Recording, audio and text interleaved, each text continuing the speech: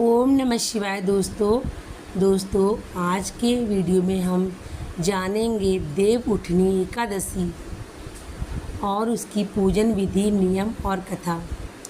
हर साल कार्तिक माह की शुक्ल पक्ष की एकादशी तिथि को देव उठनी एकादशी का पर्व मनाया जाता है।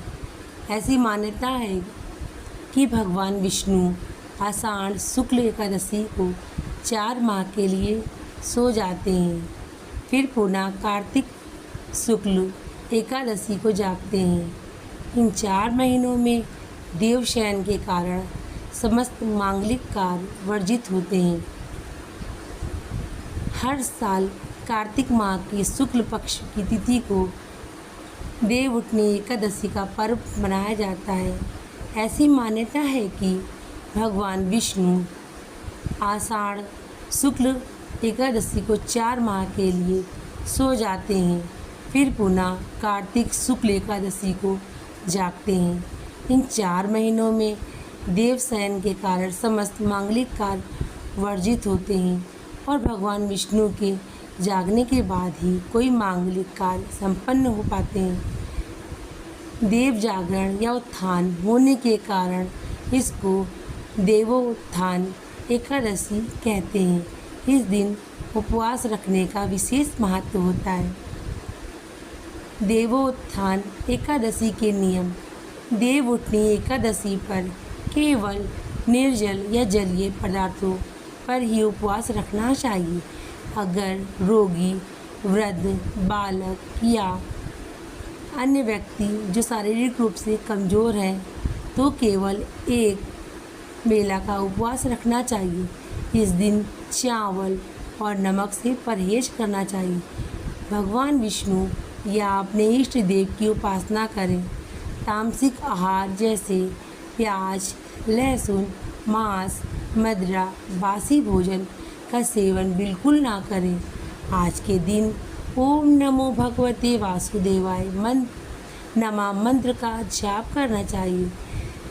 देवोत्थान एकादशी की पूजा विधि। इस दिन गन्ने का मंडप बनाएं और बीच में चौक बनाएं। चौक के मध्य में चाहे तो भगवान विष्णु का चित्र या मूर्ति रख सकते हैं। चौक के साथ ही भगवान के चरण चिन्ह जरूर बनाएं जो ढके रहने चाहिए। भगवान को गन्ना, सिंघाड़ा, फल, मिठाई अर्पित किया जाता है। फिर घी का दीपक जलाएं और इसे रात भर जलने दें। फिर भोर में भगवान के चरणों की विधिवत पूजा और चरणों के स्पर्श करके उनको जगाएं, कीर्तन करें, व्रत उपवास की कथा सुनें। इसके बाद से सारे मांगलिक कार्य विधिवत शुरू किए जाते हैं। कहते हैं कि भगवान के चरणों का स्पर्श करके जो मनोकामना मांगता है वो पूरी हो जाती है। देव उठनी के बाद तुलसी विवाह क्यों किया जाता है? भगवान विष्णु के योग निद्रा से जागने के बाद उनके शालिग्राम स्वरूप का तुलसी से विवाह कराया जाता है। भगवान विष्णु को तुलसी सर्वाधिक प्रिय है। इस दिन मात्र तुलसी दल को अर्पित करने से भगवान विष्णु प्रसन्न हो जाते हैं। इसके पीछे प्रकृति के संरक्षण और वैवाहिक सुख की भावना होती है। जो लोग इसे संपन्न कराते हैं उन्हें वैवाहिक सुख प्राप्त होता है। आइए अब हम जानते हैं देव उठनी की कथा। धर्म ग्रंथों के स्वयं श्री कृष्ण ने इसका महात्म्य बताया है। इस कथा के अनुसार एक राज्य में एकादशी के दिन प्रजा से लेकर पशु तक कोई भी अन्न नहीं ग्रहण करता था।